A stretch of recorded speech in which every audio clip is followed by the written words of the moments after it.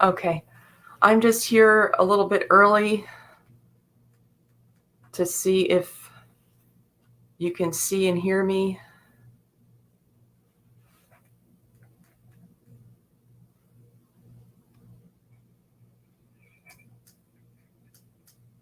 Okay, I think you can see and hear me. I'm going to come back in a few minutes.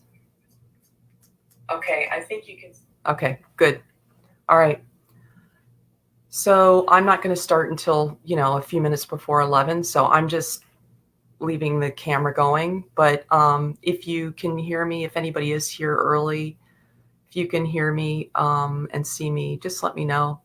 But otherwise, I'll be right back. Okay.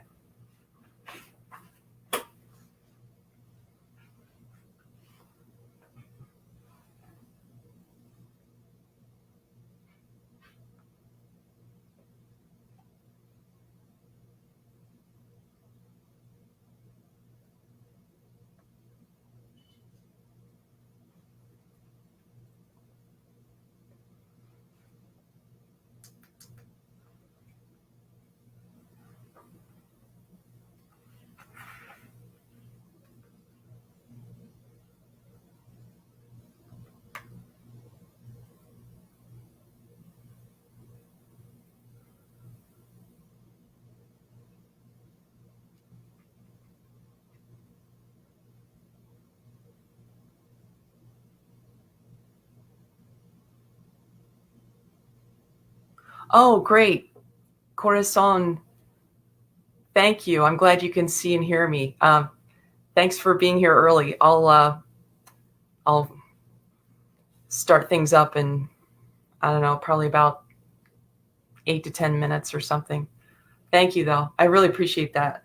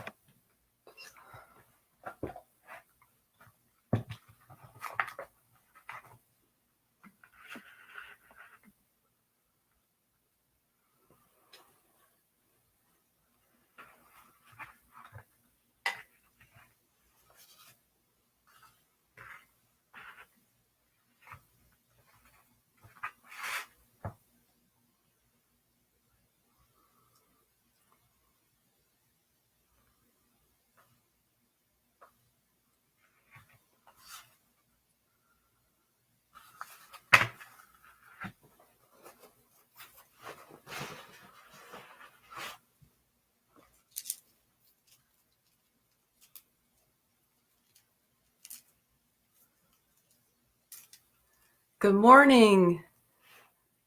I'm not officially starting yet, but I thought I'd say hi to some people. I've got two different screens here, and one I can't see your name, and the other one I can. So hopefully I'll be able to see who's who. Thank you for being here. I hope everybody. I think I already did a tech check, so I think everybody can see and hear me okay. But I really appreciate it, Corazon, for letting me know early. Yeah, trying to get coordinated with more tech. So yeah, we've got a few more minutes, but you know what? I'm going to do this with you guys since y'all are here, because I'll probably repeat this again in the presentation. But if for whoever's here, since we're just getting going, this is one of the exercises. It's probably the main exercise that I'm going to show you guys in the next hour. So if you're here with me right now, since I usually do this anyway, right before, you can do this either before a reading or, before any kind of energy work or shamanic work or whatever, but even before a tarot reading. Oh, yeah. Well, I'm so glad I said it correctly, Corazon, because I've been studying Spanish off and on for like a while. And I mean, I'm very beginner. So I'm glad I got it right because I'm very much a beginner. So cool. All right. So what we're going to do is, and this will make more sense once I actually start the presentation. But if you're here and you're sitting down, put your arms out like this and just repeat after me. I call on divine light. Divine light dissolves all cords, contacts, negativities. Are sent out, all the way to Father, Son, where they are healed and transmuted. So you're calling on divine light and saying what I just said, bringing up your hands, clapping them, and then saying, are sent out, all the way to Father, Son, where they're healed and transmuted. Let's do it 2 more times because it helps me feel better, and I'm hoping it'll help you feel better too. I call on divine light. Divine light dissolves all cords, contracts, negativities. Are sent out, all the way to Father, Son, where they are healed and transmuted. And let's just do one more. I call on divine light. Divine light dissolves all cords, contracts, negativities. Are sent out, all the way to Father, Son, where they are healed and transmuted. And one more. I call on divine light. Divine light dissolves all cords, contracts, negativities. Are sent out, all the way to Father, Son, where they are healed and transmuted. Okay, so I'll probably do that again, so that people who aren't here, because I haven't officially started yet, so so we can kind of, some of you guys who are here already will already have an idea of what the exercise is.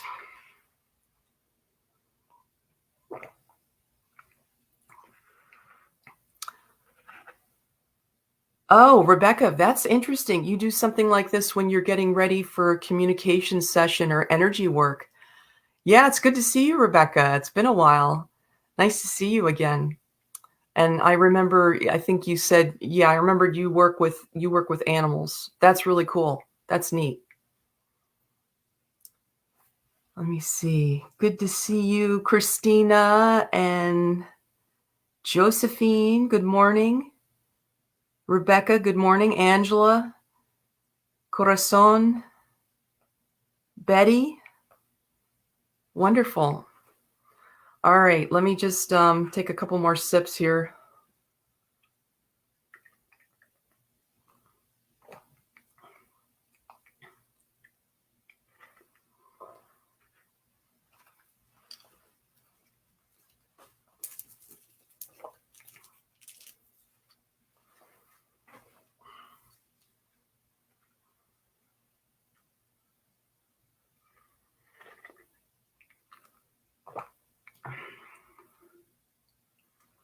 Thank you, Marissa. Thank you for doing that clearing practice. Yeah, you're going to hear me mention Marissa's name at least once, if not more. She's not only my sister, but she's been one of my teachers too. So, and she's also my business partner in, and I'll tell you more about that later. But I actually learned about this clearing practice through something she taught me as well, and it's from, I think this particular clearing practice is from Mary Shutan. And so that's Shutan, Shutan. Well, it's about 10:57. Maybe I'll just, kind of officially start here. So glad you guys were early. Okay. So if you guys want to, while we wait for people to come in, because it's still before 11, if you guys feel like saying where you're from, because we have people all over the world for this Psychic Business Summit. And, if you might be in North America, South America, Canada. Sometimes we have some Australian people. We've got people in Japan and all over the world. So if you want to type in where you're from and, if whatever your background is, if you're, into psychic studies or shamanism or animism, or maybe you're into some kind of witch, witchcraft of some sort, or there's so many different areas now. Reiki, energy healing. Oh, we've got somebody from the UK, Tina. Good to see you. So yeah, if you want to do that. And also, I was going to also mention two things first before I officially start. I want to thank Christina Quick for this wonderful Psychic Business Summit. She does so many wonderful summits, and I've been honored to be a participant in past summits as well as this one. So far, I've just been super psyched about her presentation and Alicia's, and I didn't get a chance to watch Catherine's, but I know it's going to be great. It was great. And for those of you who were at Alicia, her presentation yesterday, you might see a few similarities in terms of, it won't be the same, but there might be a couple things that seem familiar, because I noticed while I was watching and I was like, oh, I'm glad she's bringing that up, because, there's some similarities in terms of like, because she's talking about energy, and the auric fields, so to speak. So, Massachusetts. Let me see. I'm trying to see where the names are here.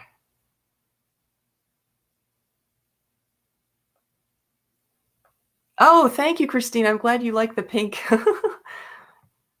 Quartzsite, Arizona, one of the hottest places on earth in the summer. Animal communicator, animal acupressure, Karuna, holy fire, Reiki. Excellent. Excellent. Well, I hope today will help in that respect.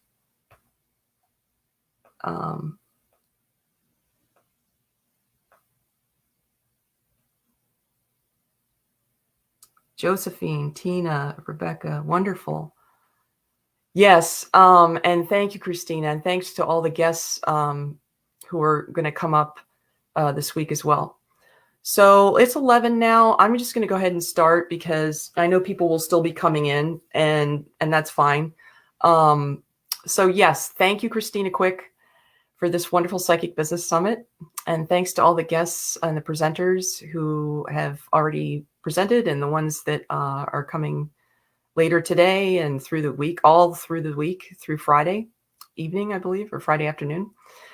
And my name is Kirsten Lovett, and I am a shamanic coach, also a tarot reader, and an empath. There's so many different areas in this whole, what people sometimes call woo-woo, which I don't really like that title. But anyway, there's so many different areas that of energy healing or working with spirit deities or spirit relationships. So I come from more of a shamanistic and animistic angle, but I wanted to just kind of talk to you a little bit about what I do mostly, and then I'll talk a little bit about my story, and then we'll start getting into the various things you can do to help your clairaudience and ways that I teach as well. So I really like to work with people to help them discover their own unique shamanic gifts, which can be there can just be a huge variety of different configurations. As you can see, like all the people that are answering here, some people have similar areas that they do and some are completely different. So what I do is I help people by bridging the gap between humans and nature spirits and nature in general, because I think there's a lot of people out there doing shamanism in a way that's very human centered, which is great. I mean, that's fine. But I think, and I'll tell you more about why I kind of went through this, why I'm more centered on nature, so to speak, as kind of a connecting bridge between us humans and the spirits and the spirit relationships we work with. And this can apply to you too as a tarot reader, or especially, it's probably even more applicable to those of you who are interested in mediumship, because there is a lot of overlap between mediumistic gifts and people who practice either shamanic healing or maybe they practice energy healing. They're a little different, but I mean, there is some overlap. So yeah, so I teach principles of animism through ritual, among other things. And some of you who already know me know that I like to talk about sacred tobacco. And especially when I speak about it and try to teach about it, it's more of not sacred tobacco as a thing, but as a relationship, a plant-spirit relationship. But today, I'd like to share with you, and I may be drinking water because I'm a little scratchy. I'd like to share with you the 3 things today that we'll go over a little bit. And that'll be clearing your energy fields to hear better, observing in nature, and there'll be some personal stories I'll try to bring up here. And then we'll talk a little bit about leaving offerings in nature in general. So, but before I even get into that, why clairaudience? Well, I mean, everybody has certain gifts that they're born with. And I think, you kind of tend to know what that is if you start getting into psychic studies or, this kind of work with energy and stuff like that. But I think everybody has certain levels of talent in all the different clairs, but they can be built upon and enhanced if we do certain practices. And so that's kind of where I'm coming from with this. So, like, for example, in my shamanistic work, when I pray or engage or connect with, for example, my sacred bundle, there's a medicine bundle I work with, or any of my sacred objects, the primary highway of information is really clairaudience for me. There's other things, there's other ways that I get information, but I mean, clairaudience tends to be the most strong one for me. And I thought I'd mention, because this is kind of, this is something I think Christine Tavolacci talks about too, and she's one of our presenters later on this week. I think people who are musically inclined will tend to also, and you don't have to be, a musician or anything, but even if you just have a knack for sound in general, you might naturally be a little more geared towards clairaudience. But there's plenty of people who have no interest in music who are clairaudience, so it's not like absolute or anything. But since I do have a background in music, I have doesn't matter that I have 2 degrees in it, but the point is that there is a certain amount of skill that you have to, ear training that you do when you're studying in college for music, where you have to really test your ear anyway. So I do have a little bit of an advantage in that area, and I think people who go to school for music will tend to have an advantage in that area. But it's not absolute or anything. But just to give you a little bit of background in terms of like how this happened. About 15 years ago, and I always say I don't like to talk about this, but this presentation today with the summit, I'm going to try to talk a little bit about what happened to me. It was a very dark night of the soul time about 15 years ago. I had been laid off from a job, and I was working part-time with, getting unemployment. And at the time I did receive a little bit of shamanic healing, but I wasn't officially taught anything, from a traditional teacher. You know how some people, and I'll tell you later about that, but, some people get actual traditional training from a shaman or shamanic practitioner or, something like that. So I had zero training in that area and zero, guidance, except for I did get really awesome healings at the time. So I was getting psychically attacked. Now, that's my version of it. What does that mean? Well, because I was and continue to be clairaudient, but I have to work on it now to keep it kind of, powered up, so to speak. So it's not like it just, you wake up and it's, performing at top speed. But 15 years ago, I was hearing really hostile stuff, like curse words and just really horrible things, like all the time. It didn't go away for, I'd say, almost 4 years. This happened. So, and when you're in this position, I think one of my fears at the time was, I couldn't really go to a leader in our society and say, I'm hearing things, what were they going to say? Oh, well, let's put you on another antidepressant. Yes, I was on antidepressants, and actually I'm still on them, but they're not nearly as, I only bring that up. I wouldn't normally bring that up because it's personal, but I think it does tie into this issue where sometimes, people would say, oh, well, it's probably the medication you're on or whatever, Well, here's the thing, after I got a lot of healing and a lot of wonderful things started happening, I was still on the same antidepressant medication and the same dosage, and only I was better. So it wasn't the you know what I mean? It wasn't the medication completely. So long story short, and this is about as much as I can divulge about that. that was a really good motivator. I mean, when you're miserable and you're hearing horrible, hostile things in your ear, you'll be kind of motivated to find different ways to deal with that problem. So I think looking back, it was kind of an initiation, sort of. But at the time, it just was so devastating.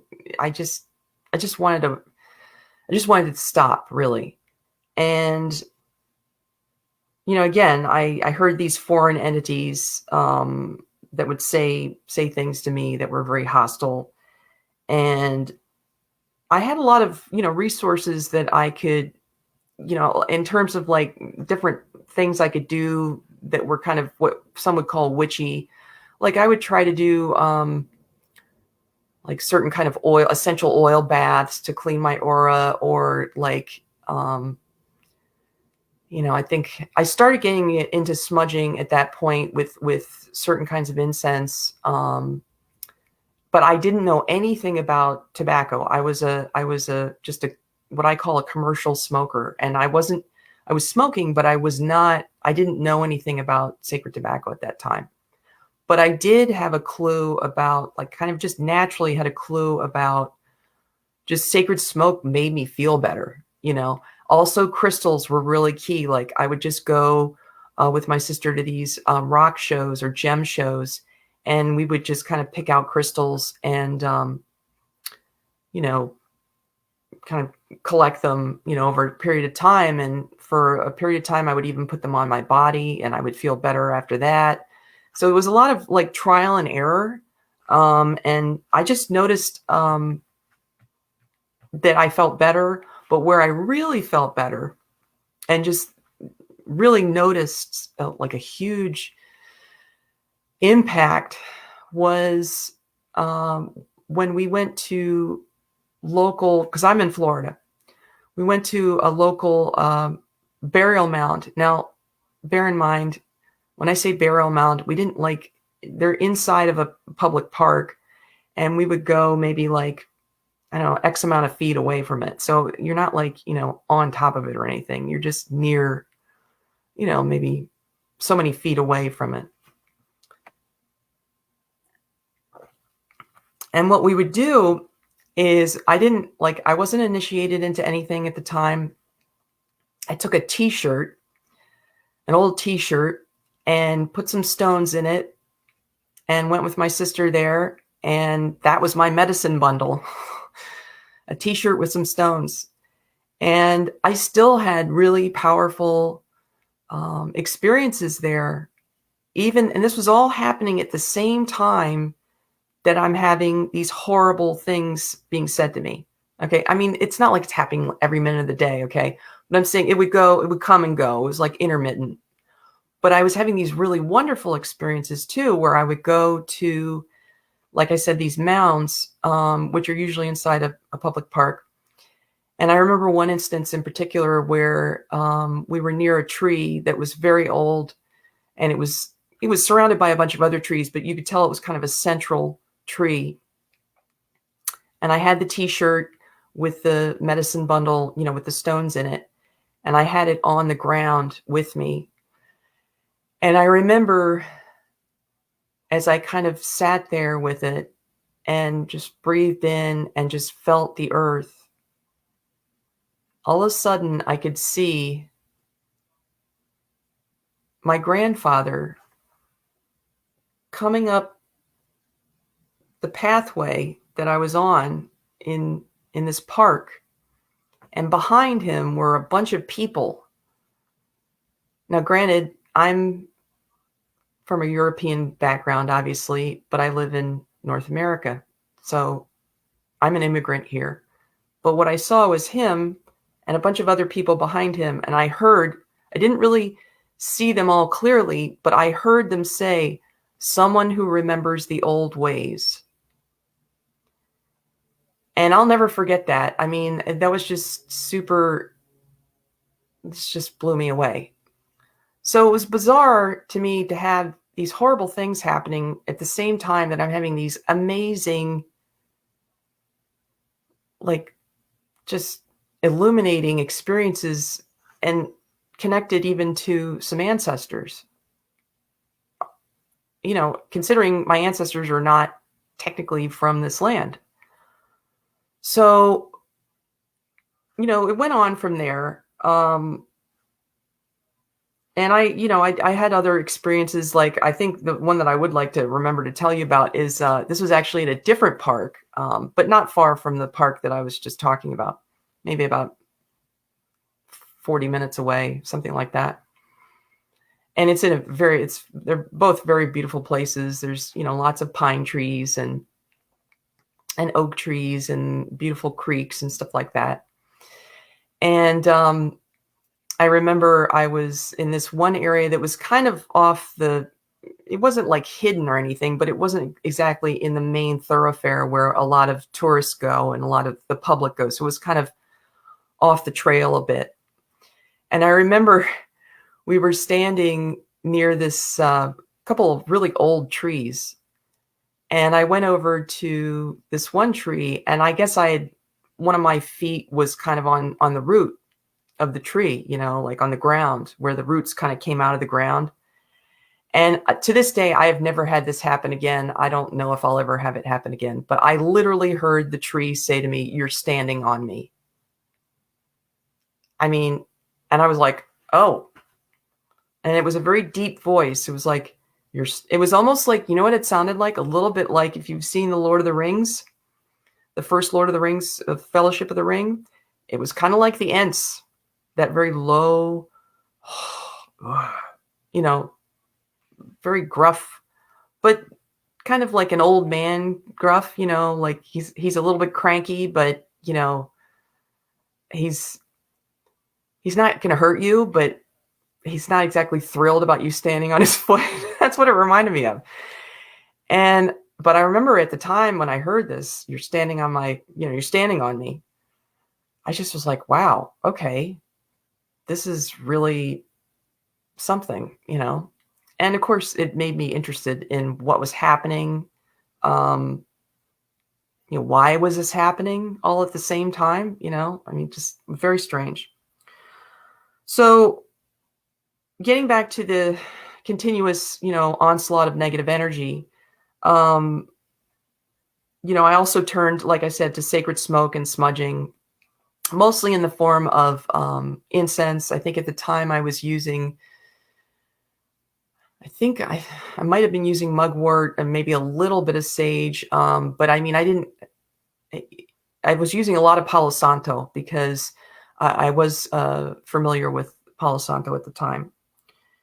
And I usually, based on what little I knew at the time, was trying to whisk away. It was almost like I just felt like I wanted to whisk away this energy. Well, down the road, I learned that that's actually something that people do when they're working with smoke. So that was kind of interesting. But like I said, since the source of this problem was all invisible, when we talk about energy fields, we're talking about things that are not visible to the naked eye, which is why everybody thinks they're woo-woo. But in reality, there's electrical fields, electromagnetic fields around everything, the earth, us, the whole bit. So, even from a science perspective, not that I'm scientifically inclined, but I do like to back that up, and kind of present that as like everything has an electrical field, an electromagnetic field.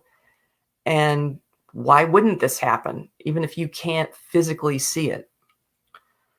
So, but, getting back to these problems I was having at the time, which, like I said, they lasted for a long time before I ever got initiated into any kind of tradition at all. So I had to just do this, with, I did have support, but I didn't have like official teaching, elder guidance, let's say, that was in the form of a human. So, it did feel kind of isolating. It makes you feel like you're going nuts, basically, at the time.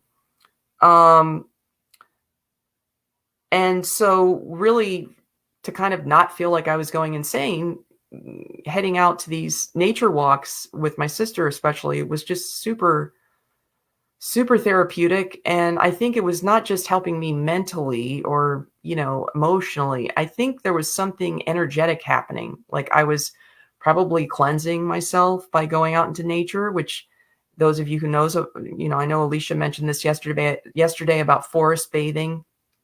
Now we know these things.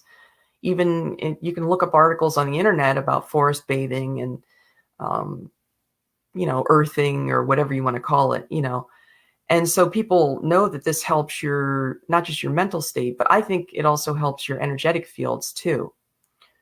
So something that came to me the other day, which I think was from sometimes I get messages from guides, and they said something that sounded like necessity is the mother.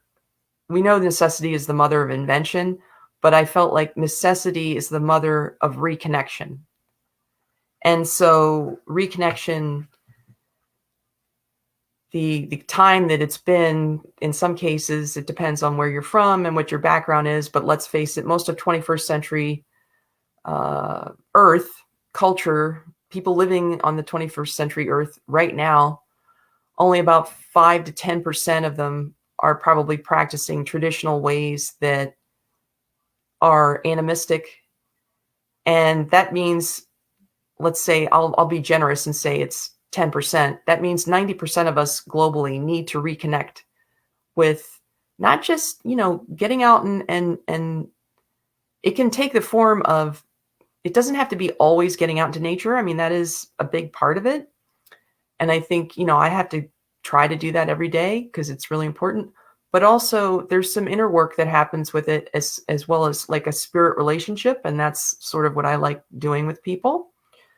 But I'm getting ahead of myself a little bit. So, but this sort of ties in with what I'm going to say, which is I was seeking out power spots all the time. I don't know if you've heard of sacred sites.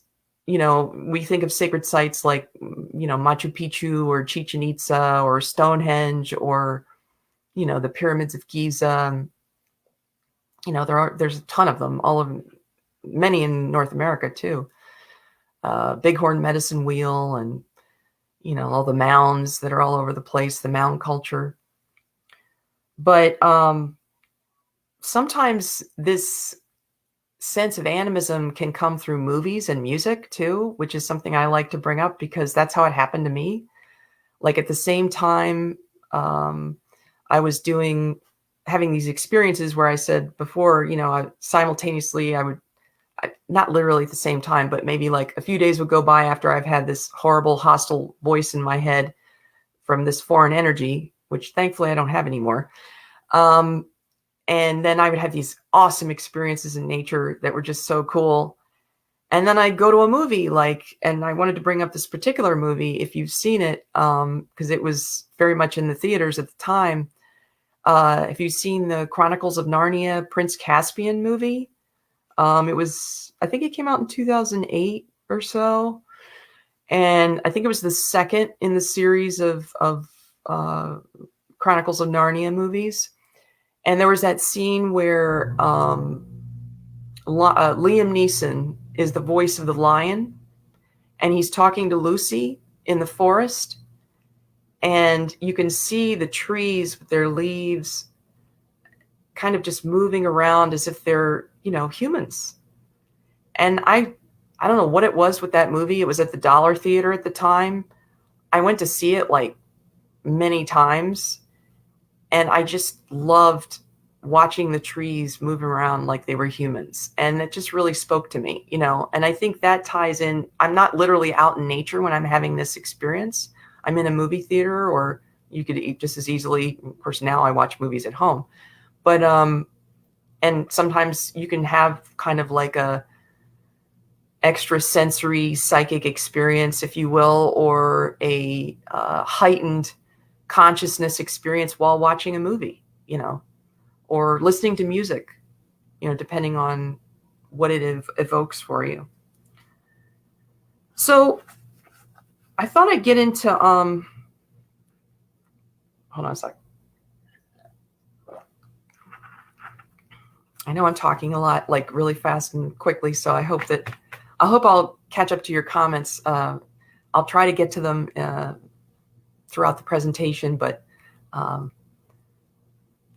a tarot reader and hypnotherapy practitioner in the process of getting my Reiki certification. Yeah, I think a lot of Reiki people who deal with energy will understand mostly what I'm talking about. And that's a lot of different people, I mean, from different areas. So yeah, trees are so talkative. Yeah, they are. That's why they're awesome. They're a little more, it depends on the tree and it depends on the environment. Sometimes they can be pretty quiet too, but if you kind of coax them a little bit over a period of time, they, eventually say something. But yes, so if you're clairaudient and you have an ability to receive information, or even if you don't think of yourself as clairaudient, but you'd like to kind of make those skills a little bit stronger, the big thing I try to think of is just keeping your energetic fields as clear as possible, which this is where some of what Alicia said, I think, was very similar to. Some people have gifts of clairaudience where they don't have to keep up their, like a maintenance, like an energetic maintenance plan. I can't really identify with that. If you're clairaudient and you don't need to do, and you're using your clairaudience in your work, whether it's on the hotlines or in an Etsy store, or you're a shamanic practitioner and you're dealing with clients, or you're doing like some of the work that I do is I do some weather work, and I talk a lot about and teach about, ritualistic behavior with sacred tobacco. I do my own practices, and I try to teach some of that myself. I have to keep up maintenance. I try to do it every day. There's a few days, I might go through a phase where I don't do it for a few days, but if I don't do it, eventually I have to.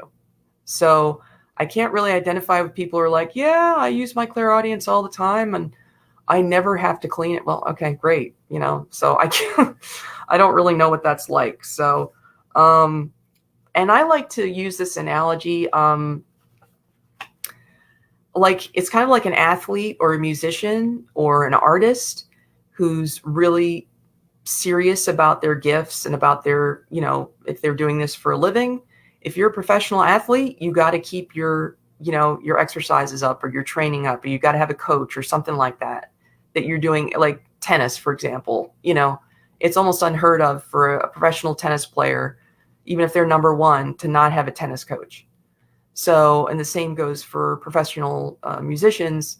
You can go without a teacher for a while, but if you are going without a teacher, you're going to be doing all of your exercises and scales and all the technical things that you do. It's the same thing with this kind of work, especially the work that Marissa and I do is there's a lot of maintenance, and it's fun, but it's a little more involved. So,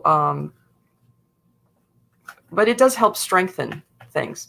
So a big part of getting messages is keeping the pipe clear. Like if you think of maybe, a column of energy coming down through the top of your head, like a lot of people envision white light through the top of their head down into the ground. Maybe think of that as your energetic pipe, so to speak. And you're wanting to keep that clear and, as brilliant as possible, so that you're as accurate as possible, whether you're a reader or a healer or a teacher or whatever. Being in nature can help with this. I think sometimes, and this is what I like to tell people, sometimes people forget that there's a connection between how your personal energetic fields are and like what you can do with your relationship with nature spirits. Let's say you don't have much time to get out. Okay, well, maybe you have a plant that you really feel drawn to. Put that in your house and start kind of relating to that plant. If you really want to be kind of courageous about this, and this is something I talk about a lot, maybe start leaving offerings to that plant. Especially if you feel, the key is to feel emotionally connected to the plant, or any of these nature deities that you talk about. For example, I'll just give you an example. If you happen to be near water, for example, maybe you live near a river, or if you live near the ocean, or maybe there's a pond or a lake or something like that. And let's say you like to walk. It could be just like a reservoir that's maybe at a park that you go to, or, somewhere you like to go. You can theoretically leave offerings. And this is something I think is really important. Maybe it's a little bit tricky to do if there's other people there and maybe you don't feel comfortable doing that. Well, okay, if you want to start out, and sometimes I'll do this because, other times it's hard for me to leave offerings. And I'll tell you about that in a minute. But sometimes if I'm in a really crowded place, but I'm near, it's near water, I'll just blow my breath. For example, if I go near some water, thank you, water. For example, the water term for in Quechua is unu mama.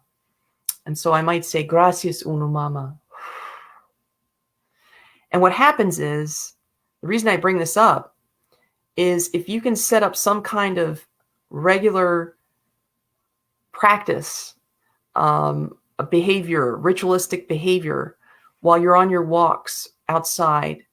Or it can be, if you don't have time and you just want to pray in your own home and say, thank you, water, for example, and just keep doing that.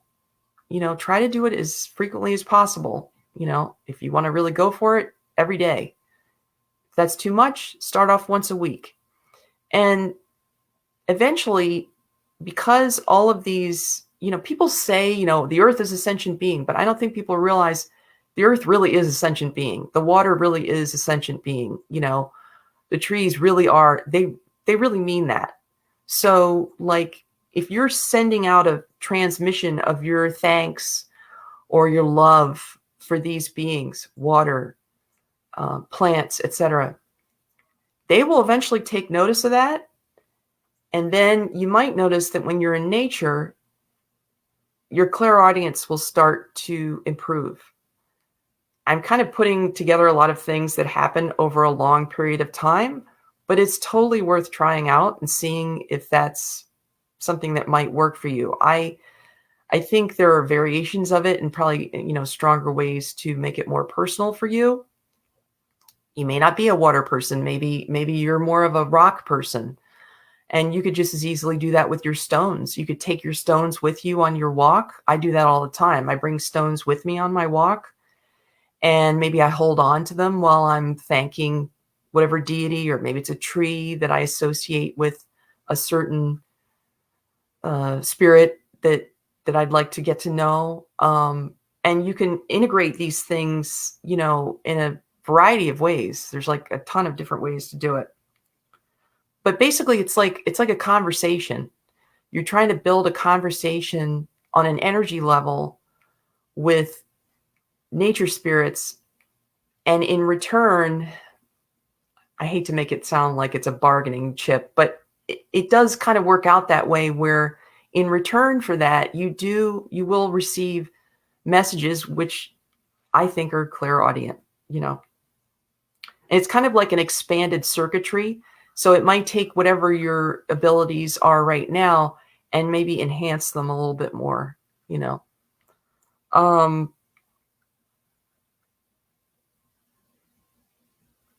Again, the key, I think, is to find things, places in nature or types of, plants or trees or water or rock or whatever that you feel close to already. I think whatever you feel close to is the best way to do that. Now, if you really want to get into this, I would suggest, sort of like leaving gifts for ravens. Exactly. That's a great example. Thank you for mentioning that, because there's, crows here in the neighborhood as well. And sometimes they'll be up on the telephone wire.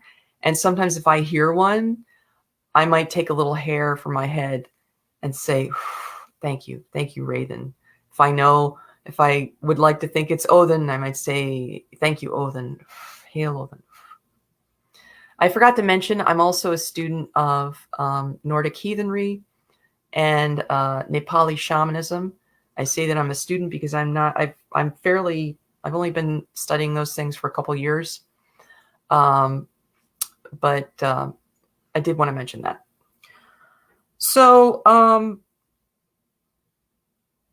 yeah, leaving your hair is really cool. I think that'll really step up your game in terms of, you can start out with breath if you don't feel comfortable with that yet.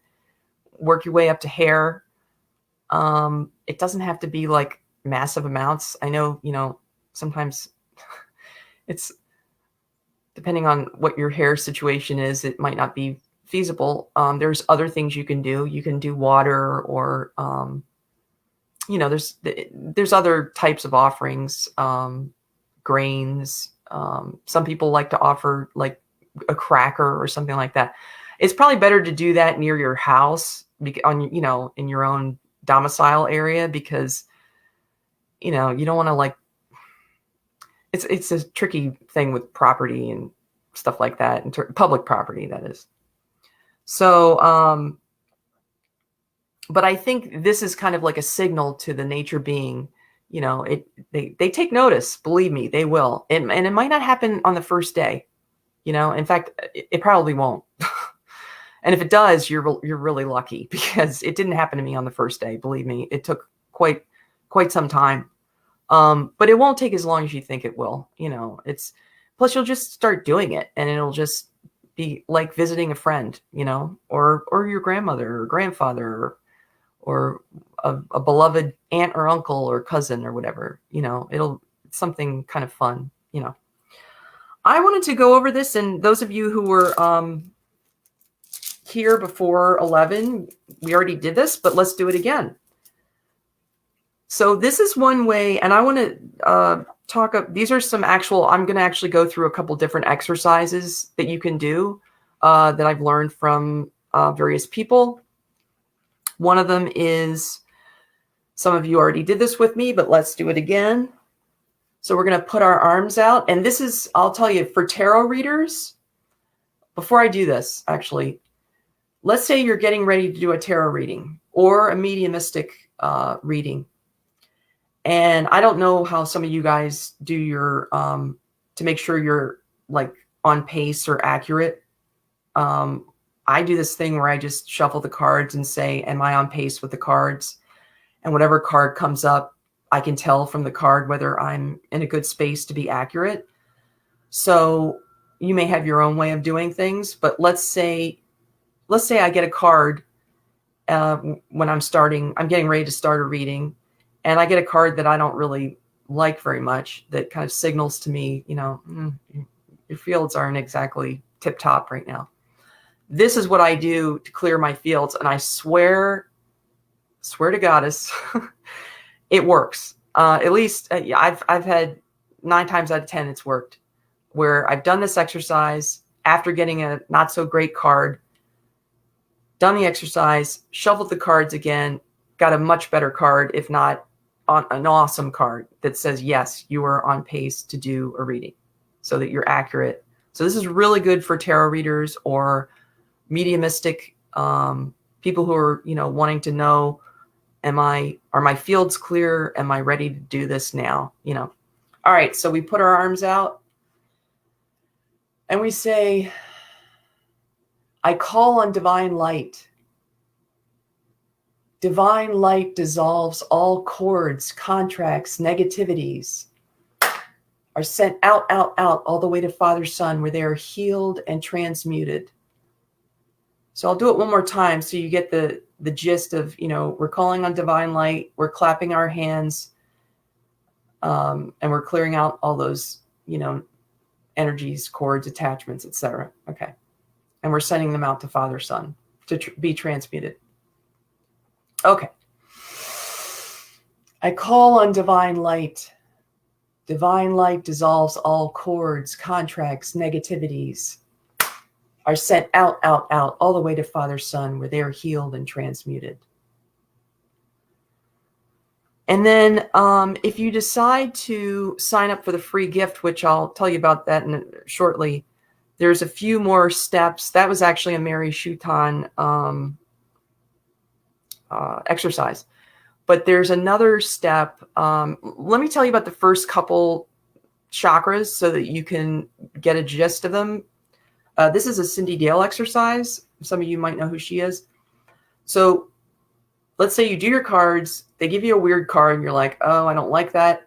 You do what we just did, the call on divine light. And then you could do the exercise that will be in the free gift, and you can print it up and have it on your computer or mobile device. And basically you just go like this. I command a healed and spiritually empowered first auric field and pain body filled with divine love, healing, and grace. And then I like to breathe out after that. So the first auric field and pain body, you're thinking about your first auric field and filling it with divine love, healing, and grace. And then from there, you're going to go all the way up the chakras. Second field, third field, fourth field, fifth would be especially good for clairaudience. Let's go ahead and do it because I have a little bit of time here. So let's start over again. So now that you've heard how it kind of goes, just say it along with me here. I command a healed and spiritually empowered first auric field and pain body filled with divine love, healing, and grace. I command a healed and spiritually empowered second auric field and blue body filled with divine love, healing, and grace. I command a healed and spiritually empowered third auric field, low, middle, and high mind and technical body filled with divine love, healing, and grace. I command a healed and spiritually empowered fourth auric field, low, middle, and high heart and astral body filled with divine love, healing, and grace. I command a healed and spiritually empowered fifth auric field and gray body filled with divine love, healing, and grace. I command a healed and spiritually empowered sixth auric field filled with divine love, healing, and grace. I command a healed and spiritually empowered seventh auric field and platinum body filled with divine love, healing, and grace. I command a healed and spiritually empowered eighth auric field filled with divine love, healing, and grace.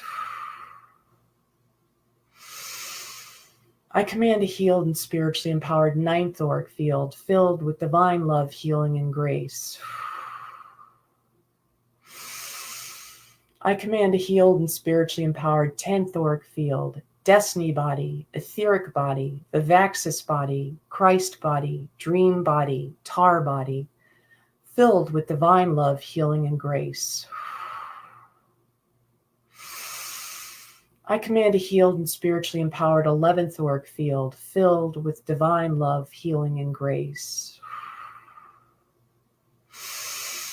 I command a healed and spiritually empowered 12th auric field filled with divine love, healing, and grace.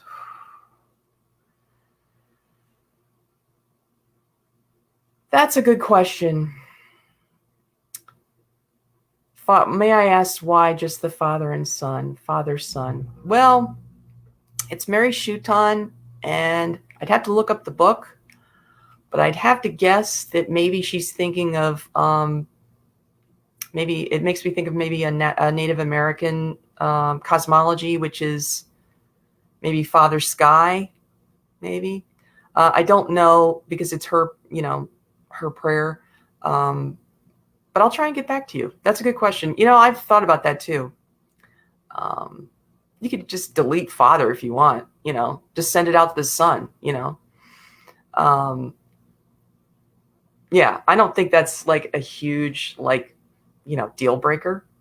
It's going to work just fine without that. So that's a really good one to do. Those two together, if you're really feeling like, you just feel kind of funky and, you want to do this reading for somebody and you really want to be centered, I've found those two to be really helpful. And that's also in the free gift. So now some other things you can do, which a lot of these I do almost every day. This is from Itzhak Beery. And he actually studied with some traditional people in Ecuador, I believe. You can take a birthday candle, just get a little pack of birthday candles, green, preferably green. You can use either green or white. And basically, just take the candle and you're going to clean your body. So literally take the candle and just kind of gently stroke it down in a downwards motion. Like that, if you can see me, like, yeah. So I would have the candle in my hand and just be going down like this. And you're going to do it all over your body. You're going to, brush your hair with it first, get behind your neck, try to get your back if you can, just all over the body, then down the legs. And the key is to do a downward sweeping motion. So down through the palms, down the legs. Let's say you get done with that. You take the candle, and like I said, preferably it's green. And then what you do is you blow into it body, mind, and spirit.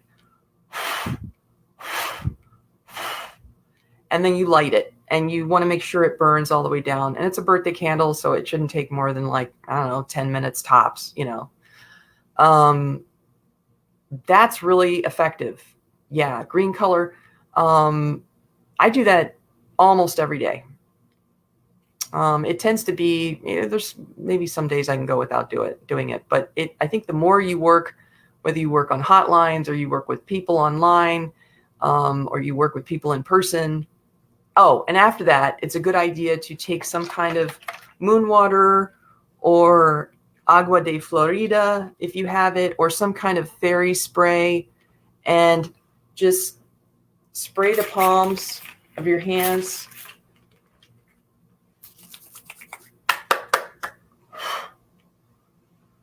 Just try to get your body, so you're kind of cleansing, you can get an aura spray. That's a good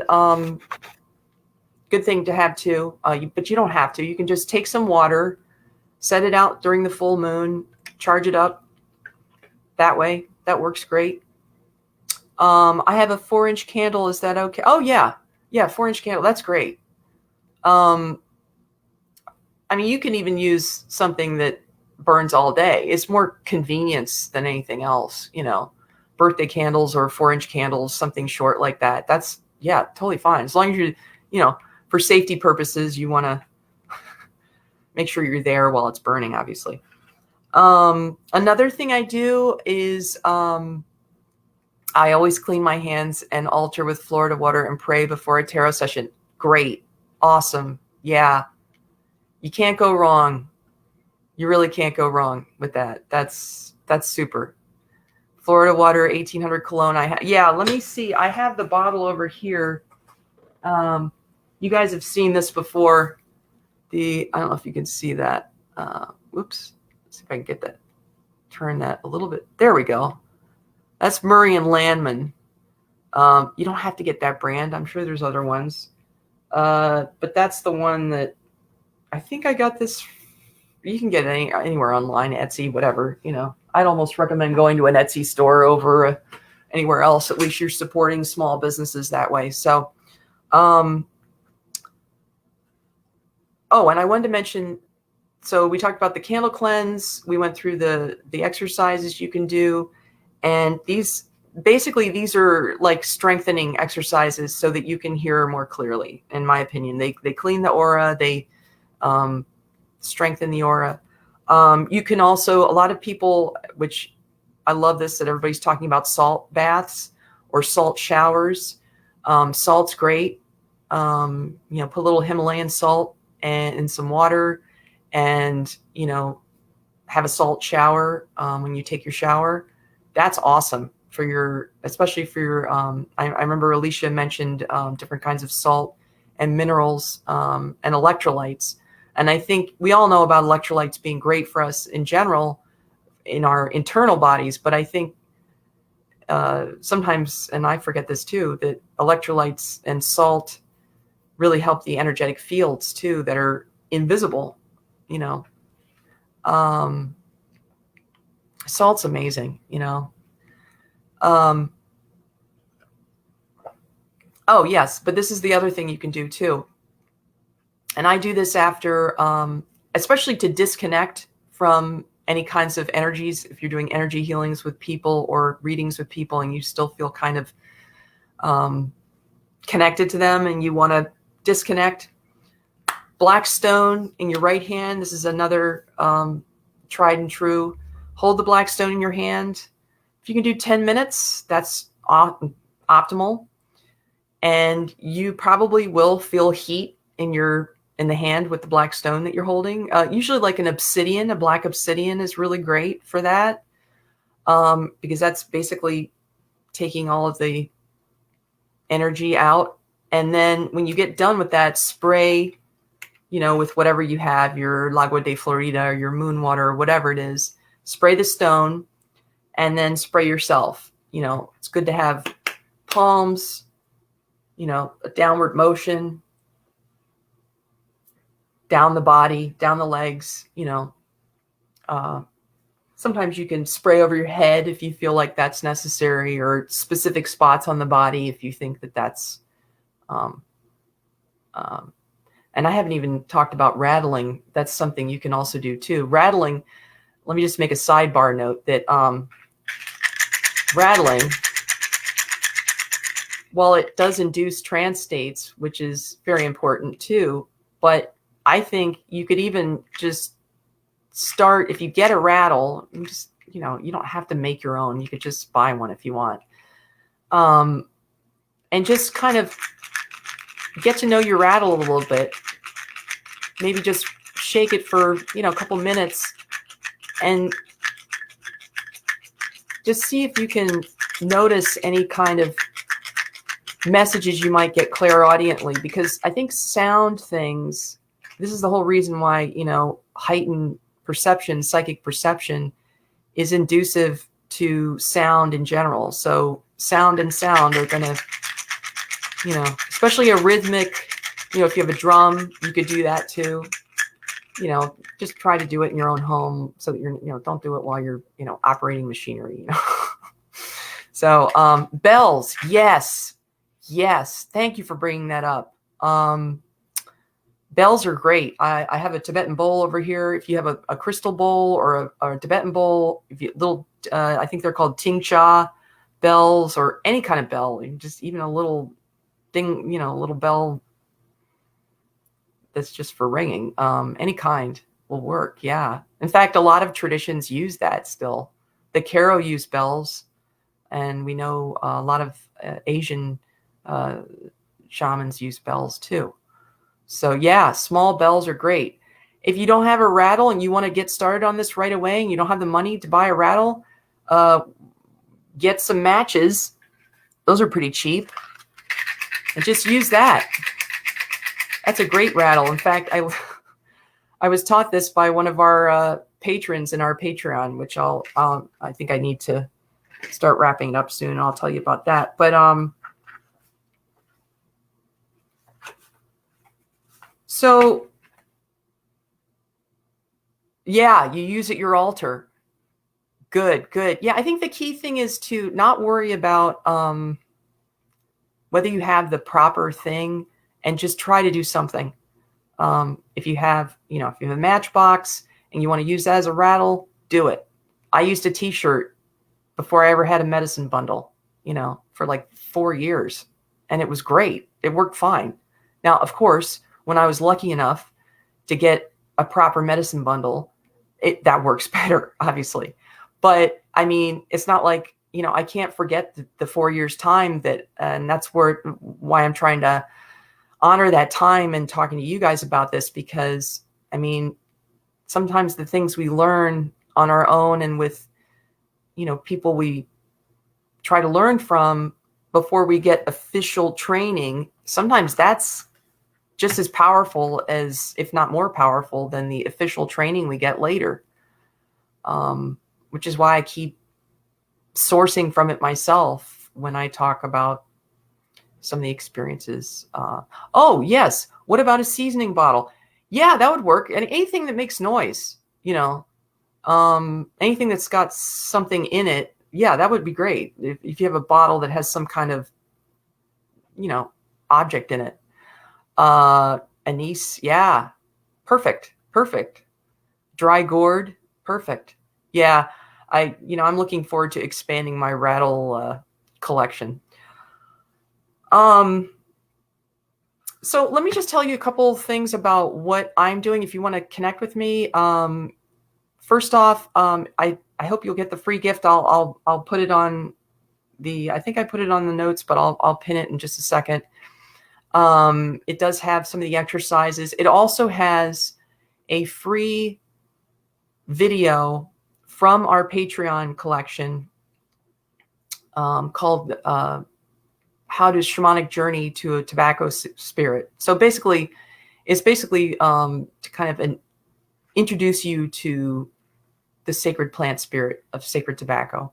But it's a shamanic journey. So those of you we were just talking about rattles, it's a good way to get kind of introduced or reintroduced, if you're familiar with it already, into shamanic journeying. And I have a Patreon with Marissa Lovett.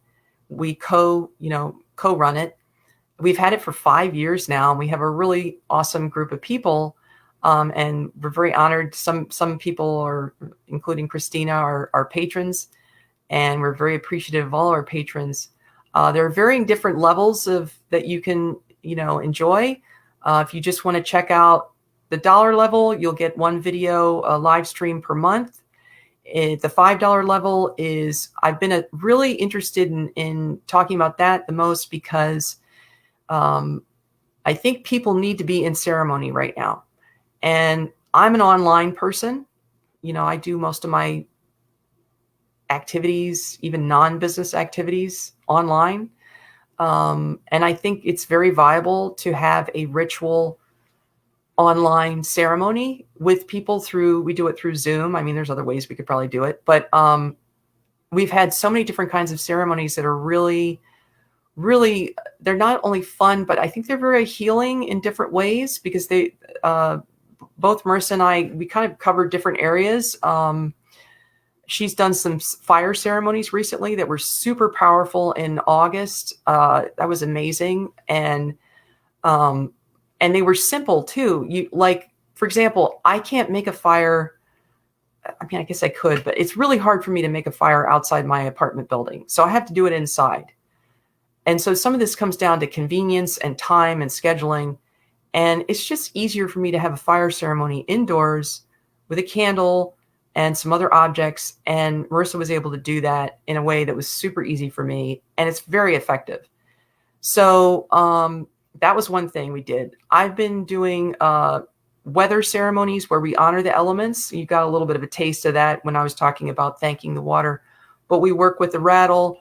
And some of this ceremony that I've been doing recently is derived from, and it's on topic today, I got it clairaudiently from working with my medicine bundle, which is from the Andean Quero Pampa Misiok people. So, that was how I got that information. So that's been really fun because for me, and I hope this helps other people too, there's a lot of climate chaos happening right now. And so doing something to connect with the elements to transmit messages of love and thank you and just any kind of connection between us and the elements is just, I think, super important and really helps people too. It helps us, So that's the $5 level. I also have a podcast. So if you decide to check out the podcast, that's at www.linktr.ee/Now Moment Journey. And I'll post these later. And that has a lot of links, to a lot of the things I'm talking about right now. And if you just want to support the podcast, also the $15 level for the Patreon you get all the things I mentioned before, the ceremonies, the live trainings, and you also get a one shamanic divination question you can ask us before the 10th of each month. And you also get discounts to some of Marissa's classes. And I will put the Patreon link as well. And the Patreon is called Shamanic Earth Medicine.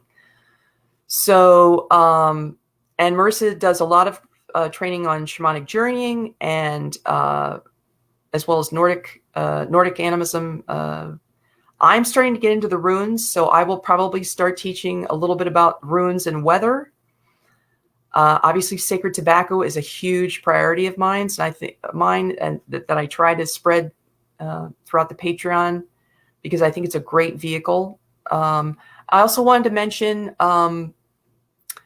two more things. One is I have a 10% off sale on my most recent class called Getting to Know Your Stone or Crystal Spirit Family. And that is if you sign up for the free gift, excuse me, Freudian slip, free gift. You'll see the link for that and the description of the class. It utilizes shamanic journeying to connect you, especially for people who are really into crystals and stones and just have a natural affinity for that. The shamanic journey that's in this class really helps you viscerally feel a connection with the spirit so that you can, bring your crystals with you during the class. It's an on-demand class inside a Facebook group, where you can see it there. If you need to ask me a question, you can do that. And so that you can kind of have a personal relationship with your crystals. And eventually down the road, you can even start installing spirit helpers into them. But that's another story. And that's part of a 3-part class. I have 3 different classes that are getting to know your plant spirit family, getting to know your animal spirit family. So those of you who are really into like animal spirit guides and animal, power animals, should check out that one too. But the sale is on the stone class. These are all at my link tree. Also, free groups, and then I'm wrapped. I know I'm 2 minutes late, and I'm going to sign off in a minute.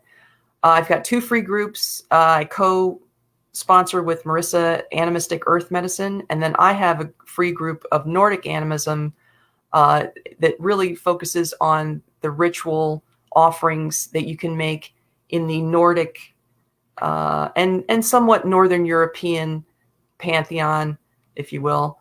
And that's a free Facebook group where we meet once a month and discuss different topics. And as we're getting into close to like Yule's coming up, in December. And before that is, bloat month. And so there's all sorts of neat things that happen around the time.